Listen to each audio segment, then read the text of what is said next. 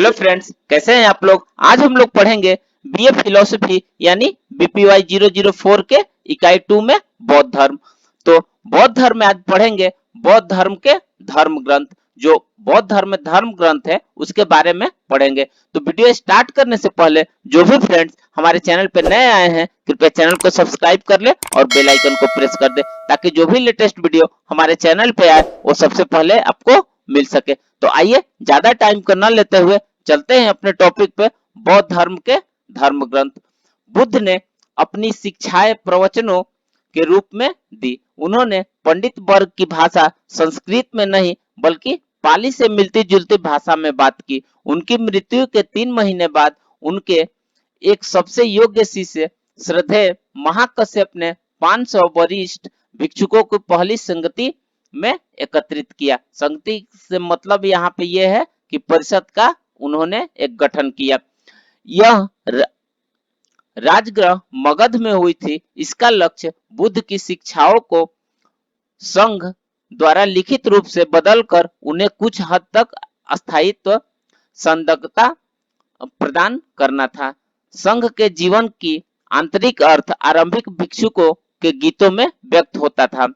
ये बड़े बड़े के गाए गीत भिक्षुकों द्वारा गाने पर शेर गाथा और भिक्षुणियों द्वारा गाने पर शेर गाथी कहलाते थे। पहली संगीति में ही संघ में कुछ मतभेद पैदा हो गए।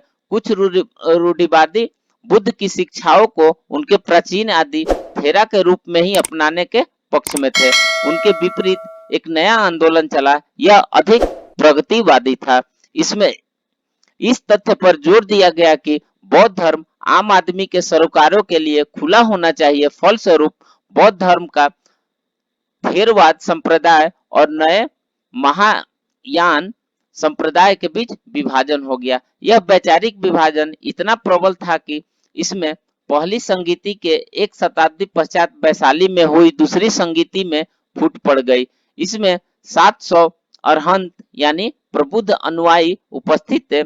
परिषद के कुछ रूढ़िवादी ज्येष्ठ भिक्षुओं ने महसूस किया कि संघ में अधिक कड़े अनुशासन की जरूरत है और यह बौद्ध धर्म को ध्यान में और एकाग्रता पर केंद्रित करना चाहिए। यह चिंतन और ध्यान प्राथमिक रूप से भिक्षुकों द्वारा मठों में किया जाना चाहिए और आम आदमी का कार्य सिर्फ मठों की सहायता करना होना चाहिए।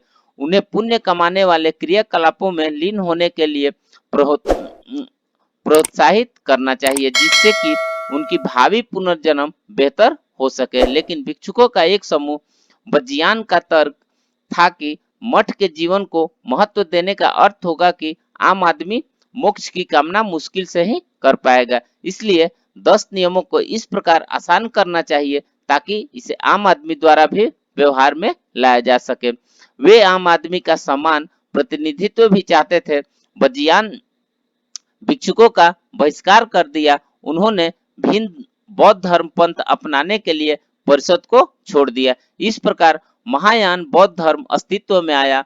महायानियों की नवचारी भावना इतनी प्रबल थी कि उनकी अनेक शताब्दियों तक भारतीय महायानी नए धर्म ग्रंथों की रचना करते रहे और उन्होंने आरंभिक शिक्षाओं के निहितार्थ का विस्तार किया।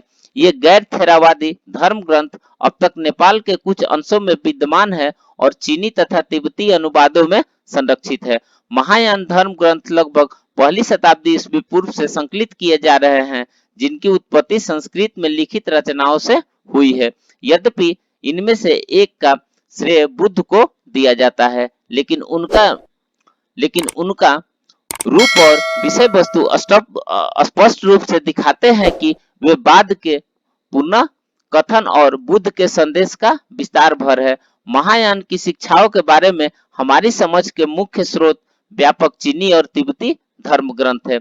परंपरावादियों ने नए साहित्य यानी इस धर्म ग्रंथ के बुद्ध वचन के रूप में महत्व को नकार दिया लेकिन महायानियों ने इनकी वैधता विभिन्न युक्तियों से स्थापित की। एक तो उनके द्वारा इन नए संचालित धर्म ग्रंथों को ऐसे प्रेरक कथनों के रूप में देखा गया जो चिंतन की दृष्टि और सजीव स्वप्नों के जरिए अभी विद्यमान बुद्ध से आते हैं।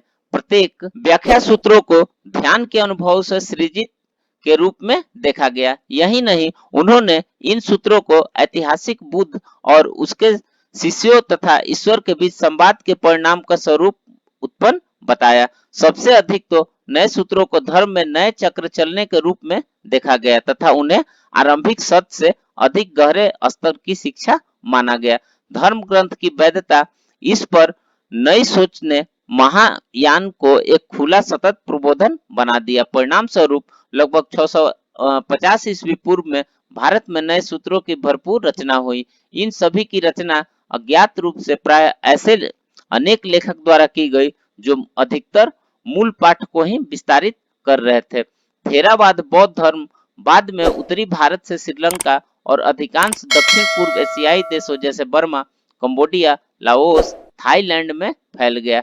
इसका श्रेय काफी हद तक सम्राट अशोक को जाता है। उन्होंने तीसरी शताब्दी ईसा पूर्व में ही तीसरी संगीति आयोजित की, जिसमें 1000 लोग उपस्थित थे। उनके नेतृत्व में बौद्ध भिक्षुकों को पड़ोसी देशों में भेजा गया, जहां हजारों स्तूपों और मठों का निर्माण किया गया। फिर भी पहली शताब्दी में ईसा पूर्व में श्रीलंका में चौथी संगीति का आयोजन हुआ।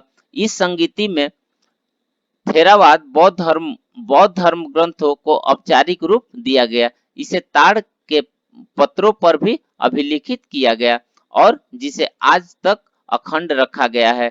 इसका नाम पाली भाषा में, जिसमें धर्म ग्रंथ को लिखा गया है, से व्युत्पन्न है। आज ये हजारों पृष्ठों को भर सकते हैं। परिणाम स्वरूप बौद्ध धर्म के दो प्रकार के धर्म ग्रंथ है।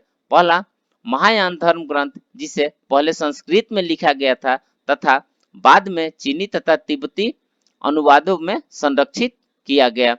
दूसरा है पाली धर्म ग्रंथ, संग्रहों को श्रीलंका में 80 ईस्वी के आसपास पाली भाषा में लिखा गया। यह भाषा बुद्ध द्वारा बोली जाने वाली भाषा से मिलती जुलती थी और इसे आरंभिक संघ द्वारा प्रेषित प्राचीनतम सामग्री से व्युत्पन्न मान लिया गया था। इस प्राचीनतम सामग्री की सत्यता पर पहले ही अनेक परिषदों में सहमति प्रदान की जा चुकी थी। बौद्ध धर्म ग्रंथ में मूल रूप से साहित्य का विपुल भंडार है। इसे कई शताब्दियों में संकलित किया गया है। यह मुख्य रूप से 3 भागों में विभाजित है, जिन्हें त्रिपिटक कहते हैं। विस्तृत अर्थ में त्रिपिटक का अर्थ यह है कि धार्मिक पाठों के 3 संग्रह, जिसमें आइए नेक्स्ट देखते हैं सूत पिटक। इसमें बौद्ध धर्म की मूल शिक्षाएं हैं। सूत का शाब्दिक अर्थ प्रवचन है। यह 5 समूहों में विभाजित है, जिन्हें निकाय या आगम कहते हैं। इनमें से अंतिम में सामान्य रूप से ज्ञात साहित्य है, जो निम्नलिखित प्रकार से है। पहला है धम्मपद, महत्वपूर्ण धार्मिक और नैतिक कथनों का संग्रह। शेर गाथा, धार्मिक कविताओं का संग्रह जिन्हें बुद्ध के शिष्यों द्वारा स्वयं लिखा गया है। यह सभी प्राचीन प्राकृत भाषा में है, लेकिन संस्कृत रूप के कुछ भाग को इसमें भी समावेशित किया गया है। नेक्स्ट हो जाएगा जातक, बुद्ध की जन्म कथाओं का संग्रह है, जिनमें से कुछ नैतिक कथाएं हैं। जातक कथाएं ज्ञान और मनोरंजन से भरपूर है। नेक्स्ट आते हैं विनय पिटक। इसमें मुख्य रूप से भिक्षुकों और भिक्षुणियों के दैनिक जीवन को नियंत्रित करने वाले नियम है। इनमें संघ के संगठन पर और किस प्रकार संघ को मेल में रखा जाए के बारे में निर्देश दिया गया है। आइए नेक्स्ट देखते हैं अभिधम्म पिटक।